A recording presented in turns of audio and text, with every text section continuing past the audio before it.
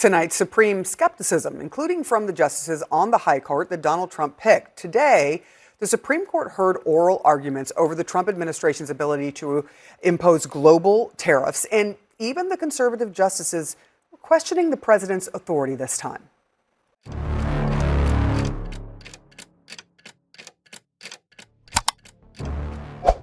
El número de declaraciones públicas realizadas por líderes partidarios fuera de la agenda oficial ha aumentado significativamente en las últimas 3 semanas. En la tarde del 29 de noviembre, durante una sesión privada del Comité de Asuntos Jurídicos del Senado, se registró la entrada de un memorándum confidencial redactado por 3 asesores legislativos vinculados a diferentes bancadas, en el que se alertaba de la existencia de una línea argumentativa común en varios documentos jurídicos recientemente presentados ante el Tribunal Supremo. El documento, que circuló de forma restringida entre los presidentes de las subcomisiones, indicaba que los argumentos que sustentaban la ampliación de los poderes ejecutivos se estaban reciclando con pequeñas variaciones narrativas, pero mantenían, en esencia, la misma estrategia, la de poner a prueba los límites del control jurisdiccional sobre las acciones presidenciales tomadas bajo la justificación de una emergencia nacional. El hecho en sí mismo no implicaba necesariamente una ruptura, pero la forma en que fue recibido por senadores de distintos perfiles ideológicos acabó inaugurando un giro que escapaba al protocolo habitual. En lugar de remitir el tema para su análisis técnico por parte de la consultoría legislativa, como ocurre en situaciones similares, los presidentes de 2 comisiones permanentes optaron por convocar una reunión conjunta de carácter informativo, con una agenda única y restringida al análisis de estrategias jurídicas recurrentes con impacto institucional sistémico. El gesto fue interpretado entre bastidores como una primera señal de malestar por el uso reiterado de justificaciones de emergencia para ampliar el margen de acción del Ejecutivo en áreas que tradicionalmente requieren una deliberación legislativa previa. El impacto del episodio no se limitó a lo que ocurrió dentro de la sala en ese momento. La maniobra llamó la atención sobre todo porque los nombres citados directamente en los autos no eran figuras desconocidas ni técnicamente irrelevantes. Entre los firmantes de documentos similares figuraban asesores jurídicos vinculados al Departamento de Justicia y abogados externos con historial de actuación en casos relacionados con la integridad del sistema. Más que indicar una coincidencia argumentativa, el memorándum parecía revelar un método, un intento de mapear, dentro de los propios ritos institucionales, las zonas grises donde las decisiones monocráticas o las medidas cautelares podrían sustentar actos de gobierno al margen de consensos legislativos mínimos. Este punto específico fue retomado discretamente por senadores de partidos opuestos durante reuniones a puerta cerrada la semana siguiente, haciendo hincapié en el riesgo de que se consolidara, sin debate público, una nueva práctica de blindaje jurídico provisional con efectos duraderos. No se trataba, por tanto, de una simple disputa entre el Ejecutivo y el Legislativo, sino de algo que algunos calificaron como reorganización funcional de las esferas de control. Una redefinición de los límites de la actuación institucional en nombre de una supuesta urgencia, pero rara vez escrutada en tiempo real. La agenda, inicialmente técnica, comenzaba a adquirir una innegable dimensión política. Este proceso adquirió un nuevo contorno cuando, durante una audiencia en el Senado para la reelección de un magistrado federal del Tribunal de Apelaciones del Circuito de D.C., el senador Edward Klein, conocido por su perfil moderado y su rara disposición a los enfrentamientos retóricos, introdujo en su discurso inicial una referencia indirecta al memorándum. Sin citar directamente el contenido, mencionó la urgente necesidad de restablecer el equilibrio entre la urgencia y la legitimidad formal en las peticiones de efecto sistémico.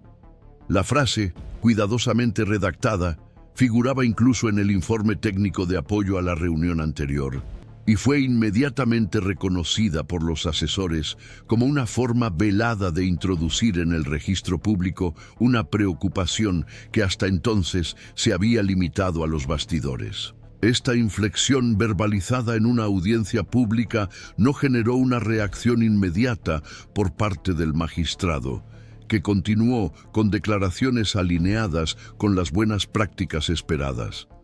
Pero el gesto de Klein fue interpretado como un punto de inflexión por los medios especializados en el seguimiento de conflictos interinstitucionales, sobre todo porque señalaba el inicio de un ciclo en el que los senadores podrían empezar a expresar sus objeciones de forma codificada, amparándose en tecnicismos para no configurar un enfrentamiento abierto, pero sin dejar de marcar su posición. A partir de esta intervención, la prensa jurídica y parte del cuerpo técnico del Congreso comenzaron a analizar con más atención las coincidencias entre decisiones judiciales recientes, peticiones con una estructura argumentativa similar y manifestaciones institucionales, pero reiteradas, sobre la dificultad de supervisar las medidas tomadas al amparo de la excepcionalidad. El caso que más llamó la atención en este contexto fue una petición presentada ante la Corte Suprema en nombre de la Subsecretaría de Comercio Exterior, en la que se defendía la imposición de aranceles adicionales basados en un riesgo geopolítico indeterminado, sin presentar un informe técnico vinculante. La Corte Suprema denegó la acción por falta de fundamentos, pero el voto de la ministra Ashford dejó una salvedad registrada en los anales. El uso reiterado del concepto de emergencia genérica sin respaldo empírico validado vacía la noción de control difuso y amenaza con convertir lo excepcional en norma de conveniencia.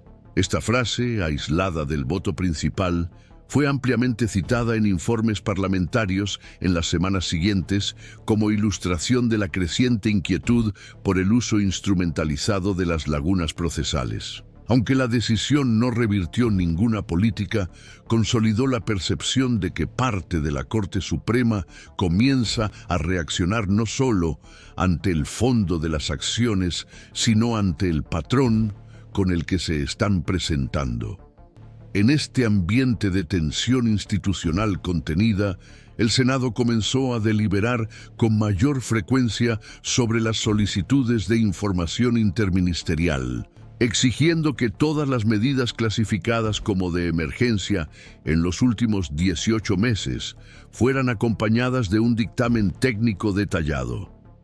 La medida fue recibida con reservas por algunos sectores del Ejecutivo que alegaron riesgos para la discrecionalidad administrativa, pero también se interpretó como un intento legislativo de reequilibrar el juego sin entrar en conflicto directo con el núcleo decisorio de la Casa Blanca. Este tipo de acción indirecta, a la vez cautelosa e indicativa de un cambio de postura, ha sido cada vez más frecuente, y aunque rara vez llega a la prensa generalista, tiene una fuerte repercusión en los centros de seguimiento institucional y los think tanks dedicados a la preservación de los parámetros constitucionales. Uno de los análisis publicados por el Institute for Democratic Systems calificó este movimiento como un esfuerzo gradual de rearticulación de las instancias de control ante una presidencia que opera por superposición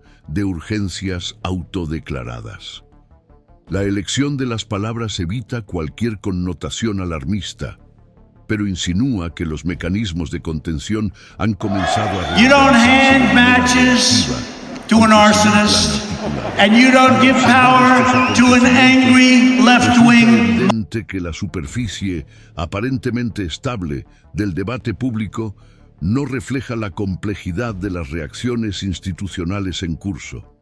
La creciente tensión entre forma y función, entre urgencia y control, genera fricciones que escapan al radar de la cobertura diaria, pero cuyos efectos acumulados pueden redefinir la lógica de la gobernanza en ciclos futuros. Y tal vez sea precisamente por eso que episodios como este merecen un seguimiento continuo, porque cuando los códigos cambian discretamente, sin previo aviso, es señal de que las reglas están siendo puestas a prueba.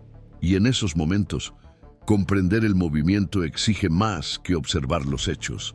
Exige conectar las señales. Por eso, mantener un seguimiento constante de estos procesos ayuda a percibir dónde cede el sistema, dónde resiste y qué dice eso sobre la calidad del equilibrio institucional. Si valora este tipo de análisis que busca el hilo conductor detrás de los acontecimientos fragmentados, siga atento a este espacio.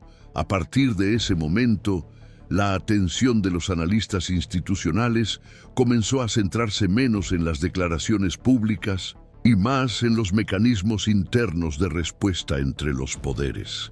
A mediados de diciembre se produjo un dato especialmente revelador cuando la Oficina de Responsabilidad Gubernamental publicó una nota técnica revisada sobre el uso de dispositivos de emergencia en las políticas tarifarias. El texto, aunque presentado como una mera actualización, incorporaba por primera vez la distinción entre emergencia objetiva y emergencia interpretativa, con un impacto directo en la forma en que se podía cuestionar la legalidad de determinadas medidas. La medida se interpretó como una señal más de que la arquitectura del control formal comenzaba a adaptarse no solo a la frecuencia de las excepciones declaradas, sino también al patrón discursivo con el que se estaban construyendo. Y este cambio semántico, aparentemente técnico, produjo efectos inmediatos en varios centros de formulación normativa, tanto dentro del Poder Legislativo como en el Consejo Nacional de Comercio Internacional, que redirigió sus consultas jurídicas para abarcar también las condiciones narrativas de las justificaciones presentadas. Esta convergencia ayuda a comprender por qué, incluso sin anuncios oficiales de ruptura, el clima institucional comenzó a mostrar claros signos de recalibración. El Departamento de Revisión Normativa del Senado amplió en un 30% el número de dictámenes emitidos con la clasificación de atención deliberativa ampliada, una categoría creada en 2013, pero raramente utilizada fuera de contextos excepcionales. Al mismo tiempo, la Comisión de Presupuesto comenzó a condicionar la aprobación de enmiendas vinculadas a medidas provisionales a la presentación de informes de impacto que incluyeran fundamentos no solo técnicos, sino también jurídico-procedimentales.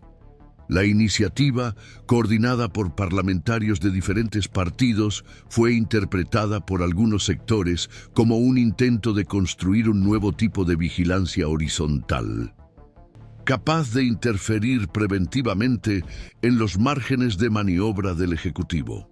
Y aunque no generó un enfrentamiento directo con la Casa Blanca, estableció un nuevo parámetro: la idea de que la justificación normativa debe ser rastreable, incluso cuando se invoca la urgencia.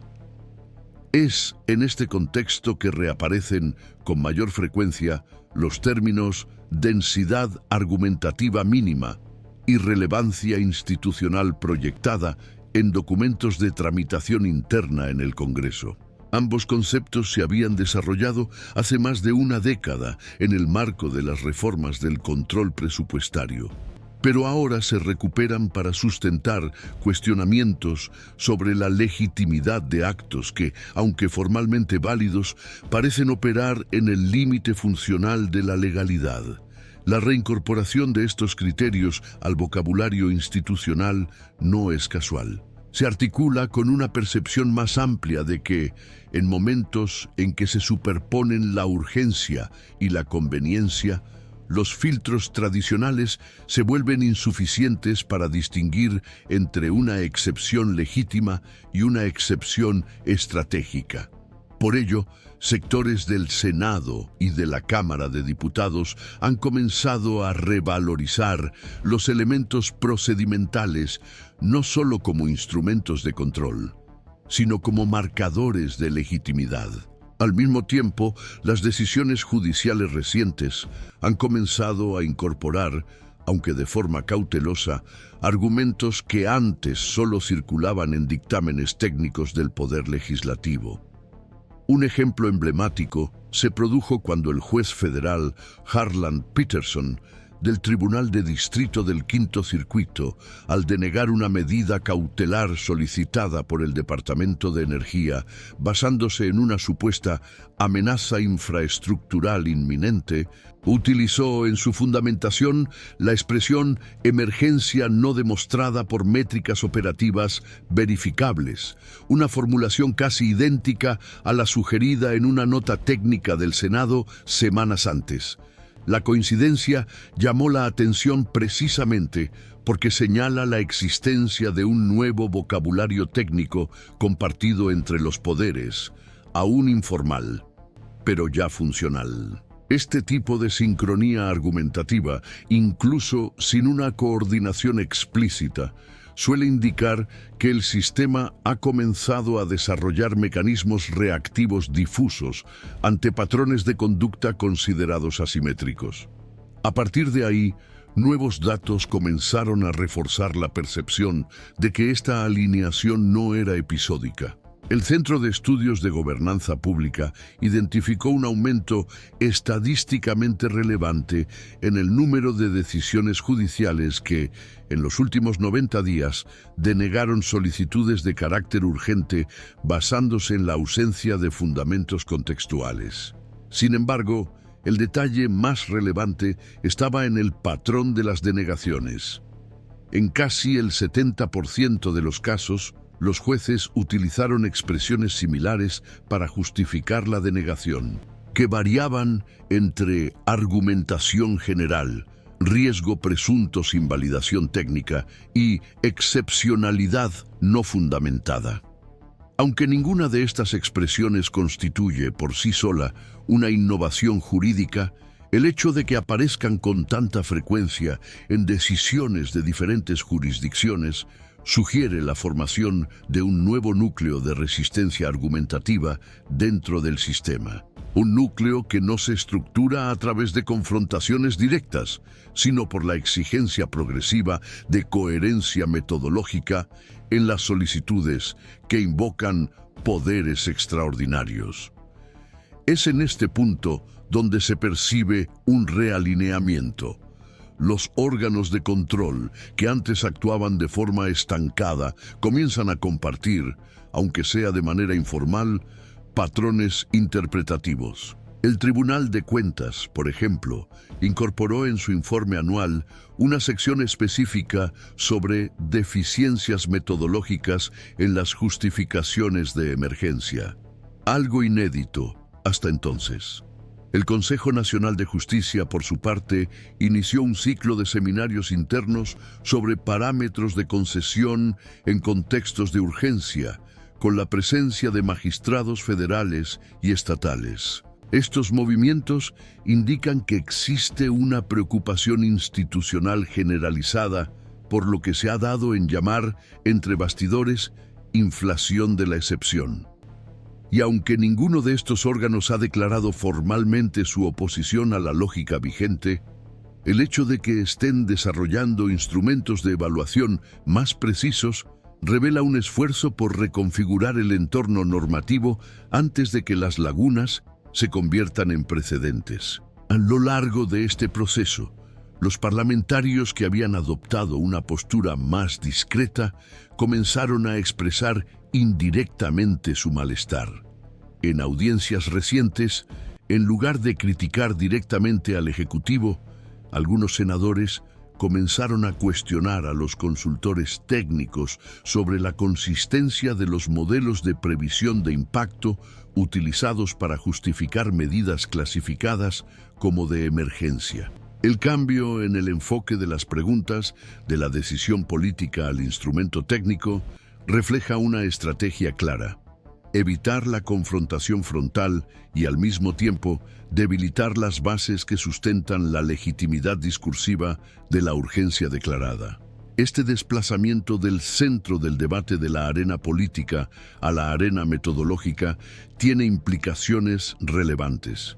Transfiere la disputa del plano de la narrativa al plano de la verificación. Y es precisamente en esta transición donde el sistema parece encontrar su forma más eficaz de contención, exigiendo que la excepción demuestre su excepcionalidad. En este escenario de convergencia institucional progresiva, el clima político en Washington pasó a reflejar una tensión diferente a la observada en ciclos anteriores. En lugar de enfrentamientos abiertos o escaramuzas retóricas, lo que se observa es un aumento en la densidad de los procedimientos, una superposición de requisitos formales y un refinamiento en los criterios de admisibilidad. La maquinaria pública no se ralentiza, pero opera con mayor resistencia a las justificaciones frágiles. Y esta resistencia, aunque aparentemente técnica, tiene efectos profundamente políticos. Porque al dificultar la invocación de la urgencia sin una rigurosa comprobación, el sistema reconstituye, de manera indirecta, los límites que antes parecían disueltos. Aún no hay una ruptura, pero sin duda hay una reconfiguración en curso. Esta forma de análisis, basada en la unión de señales y en la lectura de movimientos institucionales que escapan a la superficie de los acontecimientos, es lo que permite comprender dónde están los puntos de inflexión reales. Y por eso, si sigues este canal, sabes que nuestro enfoque está menos en la retórica y más en la estructura. Con cada nuevo acontecimiento buscamos identificar no el escándalo del día, sino lo que revela sobre el funcionamiento del sistema. Si este tipo de lectura tiene sentido para usted, vale la pena seguir por aquí. Existen diferentes interpretaciones sobre lo que realmente representa la creciente aproximación técnica entre los órganos de fiscalización, los tribunales y los segmentos del poder legislativo. Para algunos especialistas en derecho constitucional, lo que se observa es una forma de autorregulación difusa del sistema ante patrones de actuación gubernamental que tensionan repetidamente los límites tradicionales de contención. En esta interpretación, el uso constante de la urgencia como justificación política deja de ser excepcional y provoca respuestas que se alinean funcionalmente en diferentes puntos de la estructura institucional. Esta convergencia no depende de una coordinación explícita, surge del funcionamiento autónomo de agentes que comparten la percepción de que ciertos límites se están sobrepasando con una frecuencia inusual. Para otros observadores, sin embargo, se trata de una serie de respuestas puntuales, fragmentadas, aún insuficientes para impedir la consolidación de la excepcionalidad como práctica común.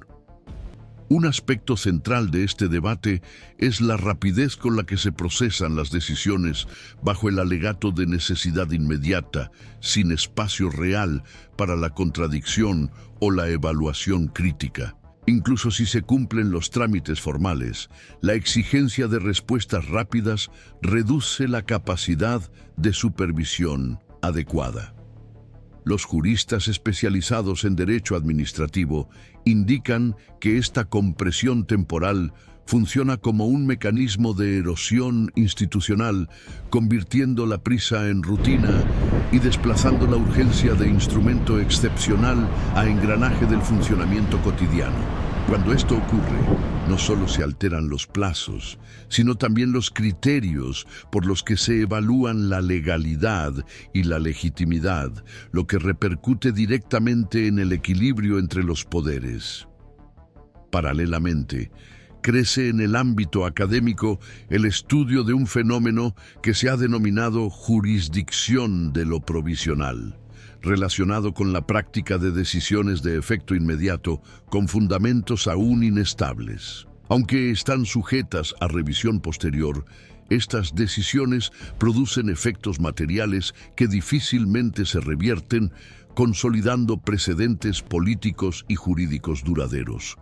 Siguiendo esta lógica, el sistema pasa a funcionar en determinados sectores bajo el experimentalismo normativo.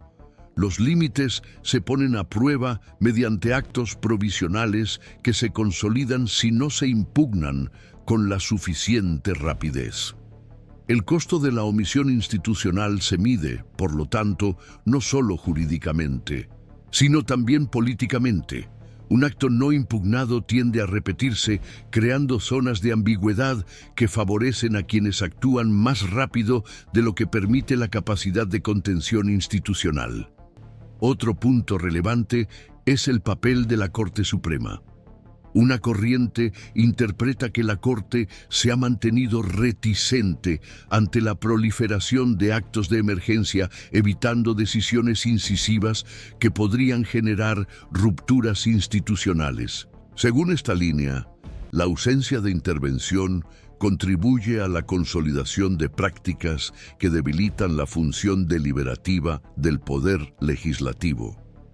Por otro lado, hay quienes defienden que la Corte adopta una estrategia de contención técnica, emitiendo señales interpretativas sutiles sin provocar crisis formales.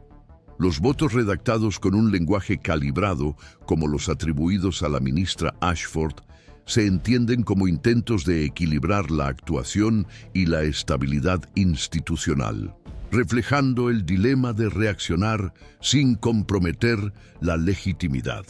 Al mismo tiempo, surgen señales de que los parlamentarios reconocen que el control institucional no se logrará mediante confrontaciones directas. Las iniciativas recientes indican una apuesta creciente por la tecnicidad como forma de resistencia, refuerzo de los procedimientos, ampliación de las solicitudes de información, exigencia de informes detallados y condicionamiento de las votaciones a criterios rigurosos. Para algunos analistas, esta densificación procesal actúa como un mecanismo eficaz para contener la lógica de la urgencia, ya que actúa en la estructura decisoria antes de la implementación de las medidas. Otros, sin embargo, consideran que la estrategia es insuficiente ante la rapidez de las nuevas medidas, a menudo respaldadas por interpretaciones legales aún poco probadas. No hay consenso sobre la durabilidad de este ciclo de contención técnica. Aún así, la multiplicación de gestos institucionales de resistencia, aunque sean indirectos, altera gradualmente las expectativas en el sistema.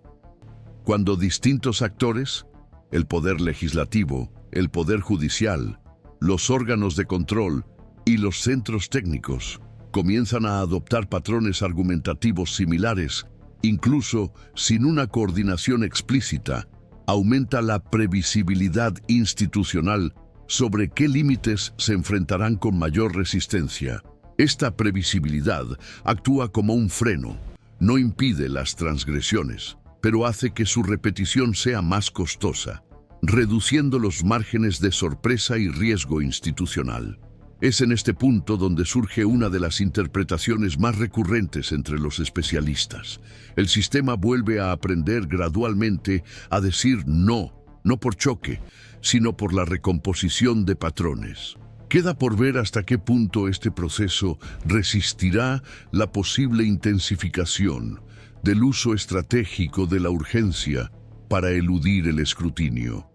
Algunos analistas prevén una expansión de la judicialización en los próximos meses, sobre todo si se implementan medidas con impacto presupuestario o internacional sin un debate público suficiente. Otros sostienen que la anticipación de esta judicialización actúa como moderadora, al saber que los actos serán cuestionados y analizados técnicamente, los responsables se vuelven más cautelosos. Este efecto disuasorio se considera un instrumento relevante para reequilibrar los poderes, que funciona sin rupturas, pero basándose en la expectativa de consecuencias. A medida que avanza el escenario, también crece el interés por el seguimiento sistemático de la producción normativa de emergencia. Las organizaciones civiles y los centros de investigación proponen mecanismos para seguir, casi en tiempo real, la frecuencia, el contenido y los efectos de las medidas justificadas por la emergencia. Aunque aún no se han institucionalizado, estos esfuerzos indican que la disputa en curso va más allá del enfrentamiento entre el gobierno y la oposición. Se trata de diferentes concepciones sobre el ejercicio legítimo del poder. En este contexto, la distinción entre normalidad y excepción deja de ser solo jurídica y pasa a ser una cuestión de método, rutina y patrones de decisión. Por último, es importante recordar que las transformaciones de este tipo rara vez se presentan de forma explícita. Se consolidan por acumulación, repetición y desgaste gradual, y se hacen perceptibles cuando ya han alterado el funcionamiento cotidiano. El seguimiento continuo no sirve para anticipar resultados, sino para identificar patrones emergentes. Si considera que este tipo de análisis es relevante, permanezca atento, porque es en la observación detallada de los desplazamientos institucionales donde se encuentra la verdadera clave para la comprensión.